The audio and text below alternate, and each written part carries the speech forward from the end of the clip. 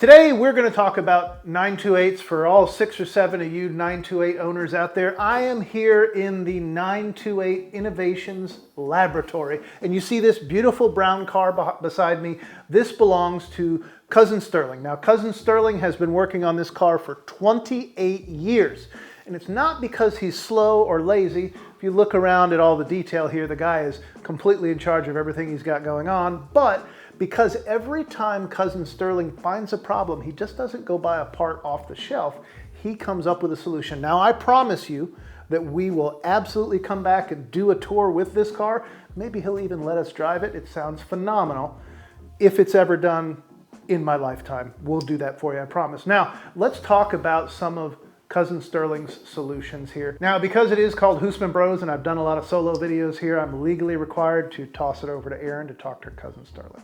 Okay, yes, here is proof of life. You saw some proof of life on the 928, and here is me, it's a proof of life, and I'm here with Cousin Sterling. Thank you for having us to the lab today. Thank you. And so, like we said, when you're restoring an old car, parts are a big problem, either availability or just the functionality of them.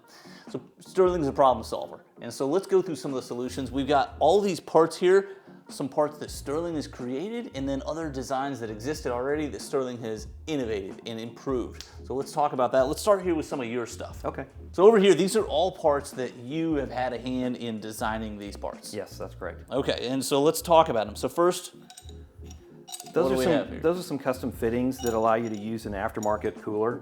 The 90 and later models have some problems with staying cool in temperate climates because they only have a single pass cooler. This is a larger dual pass cooler. I've designed a fan shroud and custom mounting brackets, and they use different fittings. So I've made some modifications to the factory fittings that go to the block. In addition to that, there's some other cooling things that happen with the 928. These are coolant tubes that go to the heater system. This is a US left-hand drive, and this is a European right-hand drive. Both of them are made out of steel from the factory, and they rust out. These are made out of aluminum. They're made to the exact same specifications as far as size and everything like that. And they allow you to basically replace that factory part. The right-hand drive version is no longer available, and so we're the only ones that make these currently. We've also got some additional oil control baffles that go in the cam covers, and so this allows you to install a baffle without having to drill any holes. And what that does is it minimizes oil ingestion into the intake, and obviously you burn less oil. So Sterling, without this piece that you designed, how much oil does a 928 burn versus with this design? So a GTS will burn about 1 quart to 1.5 quarts every 1,500 miles, which is excessive. Yeah. With this, as soon as you put these in, you notice a drop of about 50%, so less than half. Yeah. That helps out with the fuel economy, and believe it or not, it will give you better performance because you're not fouling the fuel with all that oil that you're sucking through the intake. Yeah. Maybe you could just have your spare oil at home rather than carrying around the trunk. 928 owners do drive around with 1 quart of oil. I bet they do. All right, now these look nice and shiny and new, so what do we have here? So these are basically block-off plates. For those that are really resto-modding the cars or going to aftermarket ECUs, they typically go to a coil-on plug, which leaves this big gaping hole on the front of the timing belt cover because this is where the distributors normally go. So we designed these really nice stylish plates with the ridges to kind of mimic a factory look so that they look like they're supposed to be there instead of something that's just kind of slapped on. Yeah, they look fantastic. And are those, how visible are those? I can't visualize where those are. They're on the front of the engine at the top, so they're quite visible. Okay. Normally the whole front of the motor is covered in plug wires because you've got just 2 distributors, 8 plug wires going all over the place. And because Porsche designed it for redundancy, you have plug wires that go from one side on that distributor all the way to the other side of the engine. And so they crisscross. So you end up with a lot of, kind of a mess on the front of the engine. Oh, okay. So all these parts look brand new. This one certainly does not. I know this is the bushing on the top of a strut. This is actually this piece right here, but we can tell it looks wildly different. Now this is not your full design. This is a design you've improved on. Correct. So from the factory, Porsche used a much larger diameter spring, and this is a kind of a rubber bushing. They have the tendency to shrink. But the problem is that you only get a single spring rate, and so you can't improve the performance of the car. With the newer wheels and tires and lower profile tires, when you change that, you need to be able to change the spring rate to match, so that you don't end up with this kind of, bouncy going down the road. So what this does is I actually have these adapters that go on the top, which allow you to use an aftermarket 2.5-inch spring. So you can buy the threaded collars. You can buy those online. You can choose your spring rates. There's probably about 300 or 400 different spring rates you can choose from. But that just gives you the flexibility to kind of tune the suspension to the way you want. And you can change springs without having to have a spring compressor. So that's a really good benefit. What I recommend is that with my kit, that customers cut this outer part of the top bushing. And what that does is it gives them a smaller head, and it makes it easier to install, because getting this in between the upper A-arm is quite a job, and sometimes takes 2 people. Now this is something we were talking about earlier.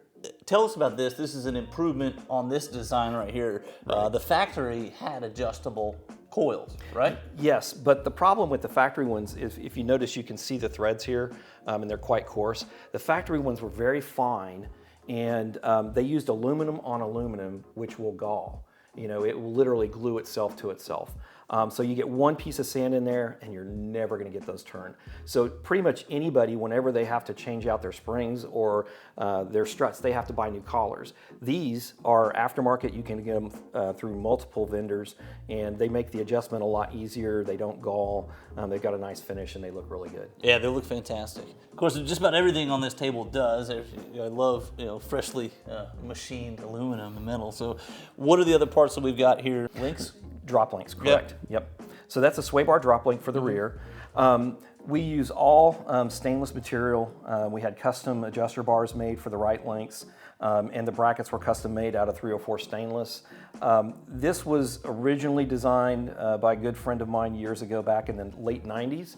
And his were kind of a crude functional piece made out of steel. There was a lot of adapters and bushings and little knick-knack things that kind of held it together.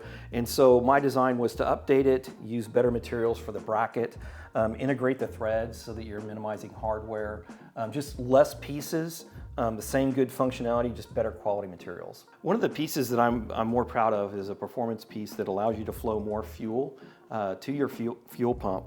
This is a fitting that goes into the fuel tank.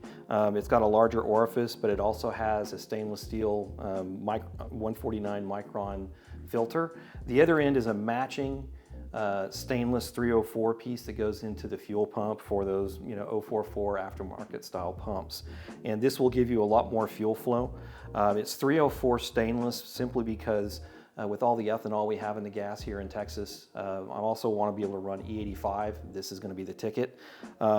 There was a company that made these probably about 15 years ago out of aluminum, and if you zoom in on this and see all of the pock marks and the holes, that's what ethanol does to aluminum.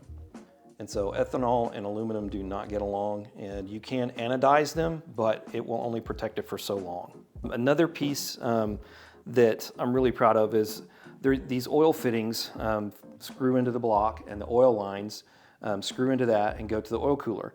The factory ones, if you notice, the wrench boss is really, really narrow. And the problem is, by the time you screw this into the block and get the fitting on it, you can't counterhold it. So when people back these out or try and take them out, it literally chips the block, which is a sealing surface. So we have a wider wrench boss on these. We also have a larger custom sealing ring that helps seal up those sealing surfaces when they get chipped away by removing the factory piece. So I see a lot around here, but I see a little square as well. What is this piece right here, and what purpose is that serving? So this is a front skid plate, and what this does is this mounts to the toe bracket. 928s have some very, very low-hanging components. The AC compressor is the lowest one. Unfortunately, if you hit that on an entryway or some road debris or something along those lines, it will literally take a chunk out of the block, and you can actually you'll have a massive oil leak, but you'll also see internal components, which is not good.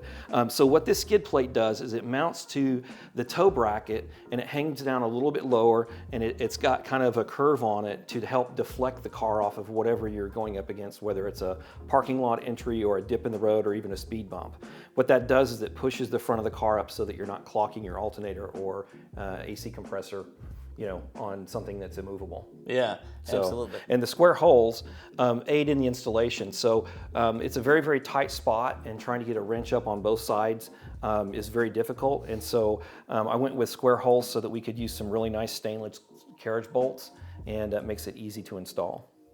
Yeah, and when it comes to these bolts, we got a lot of them here, and these are not just off the shelf components. Correct. Yeah. These are all custom made. These are this set here. These are the lower block studs, and those are no longer available from Porsche. So if you're doing a really nice engine build and you want to have good fasteners, this is really the only route that's out there right now. We even had custom washers made. These are machined, not stamped. Originally, the guy that designed this kit was using factory Porsche washers, but they're not available in enough quantities, and these washers are actually not available. This is a head stud kit, so it uses the same design, custom washers, specific designs for specific clamping purposes, and have been tested in engines over 700 horsepower. Lots of metal, but I see a little bit of plastic here too, or some kind of component. What are these? So those are from a local metallurgy lab. When I wanted to reproduce these, I wanted to make sure that I was using the exact same materials that have been tried and tested and true. And I also wanted to make sure that I was using the same hardness levels and the same hardness, I guess, process, right? Yeah. So you have external hardness and then you have through hardness, where things are hardened all the way through. So I took a set of studs that were in my engine and I took them to a local lab. They did the test.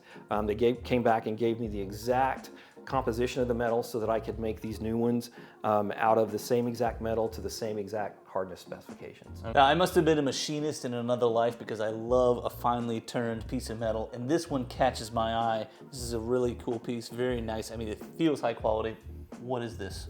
So this is one of my own designs. This is a pilot bearing installation tool. The 928 has the transmission in the rear, engine in the front, and you can actually remove the clutch, service the back of the engine, replace the rear main seal without removing the transmission. So it's a really nice option, but it's a very, very tight space. And so I designed this tool so that you can install the pilot bearing, which is for manual transmission cars only. It's a tight space, and most people will just get a socket and they'll just hammer on it. And the problem with that is that what is keeping that crankshaft from moving forward and aft is a thrust bearing, which is in the very center of the engine, and it's not something that you really want to be hammering on.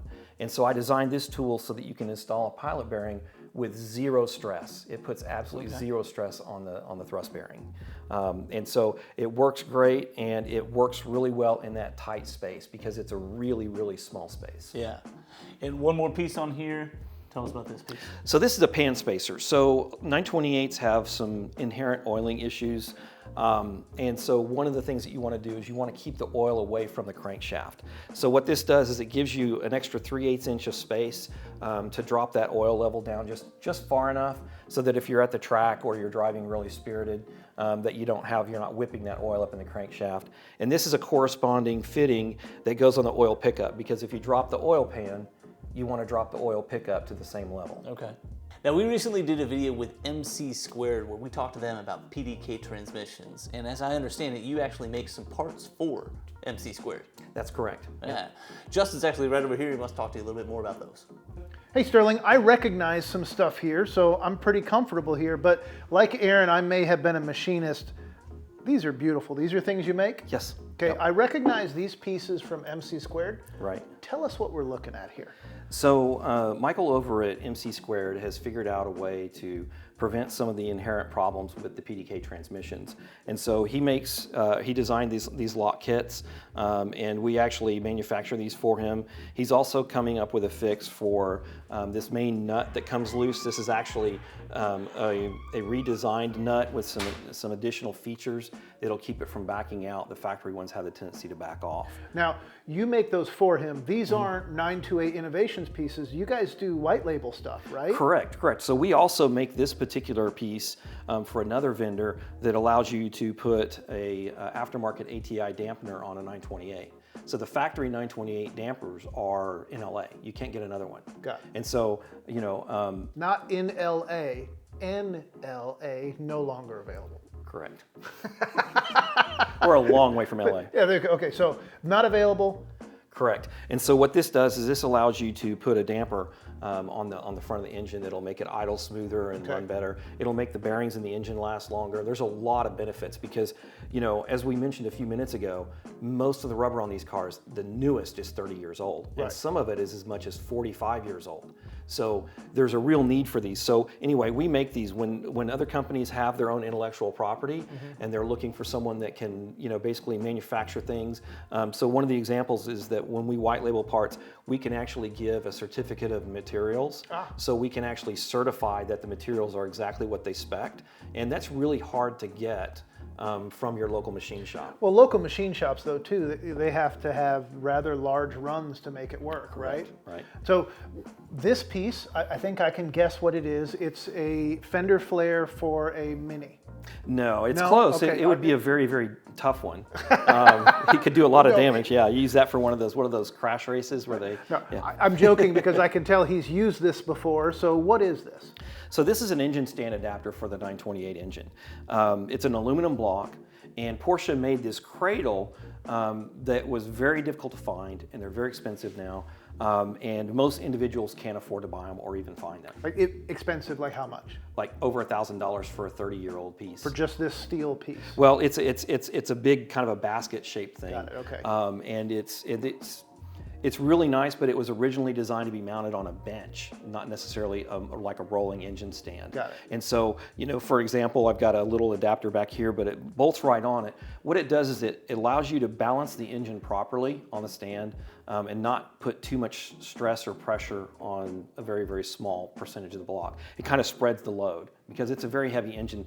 Fully dressed, a 928 32 valve motor is about 500 pounds. Wow. So you're putting a lot of weight on it, and then you're putting four little bolts. 4 little bolts that are going into really small points on aluminum. So you want to spread that load. 30-something years old again, Exactly. right? And heat cycled and all that sort of thing. Yep, exactly. So these are more tools, right? Correct. So that's that was actually my first product. This is a cam installation tool that works on the 928, the 944, and the 968. Okay. All either 16 valve for the 944 68 and the 32 valve for the 928.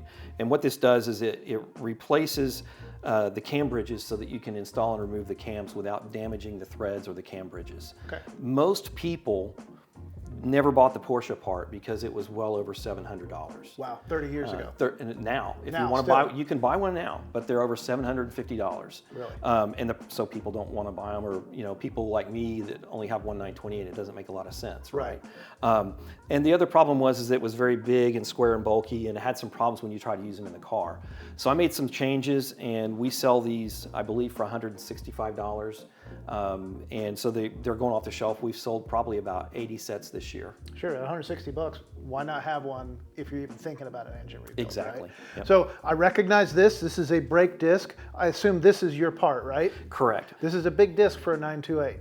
That is a very big disc. That's a 355 millimeter rotor. And we make 3 different rotor hats at different heights for different uses on the 928. They also work on the 944 and 968. So you talked about a lot of this stuff was tested on a 700 horsepower car. When your car is not in a million little pieces, how many horsepower is it? It should be around 620 to 650 at the ground. Got it. If it ever happens, you'll see it here first. So, tools. You make tools too? Yeah. So this looks like, if I had to guess, this is the center of a clutch thing, or That's actually for the PDK transmission. is it? Okay, very nice. Yep. And then here's the driver for it. So we have your website linked down below. Thank you so much for bringing us to the lab, 928 Innovations. You also have a YouTube channel, right? Correct. So it's at 928 Outlaw. And on we'll YouTube. we'll link to that down below. Go check out what Sterling's up to. I keep making jokes. I have seen and heard this car run. It's phenomenal. It's worth checking out. Not only is it beautiful, it's really something special. Thank you for watching. Thank you for having us over, Cousin Sterling. Thank you. And check out 928 Innovations, all 6 or 7 of you 928 owners, and we'll see you next time.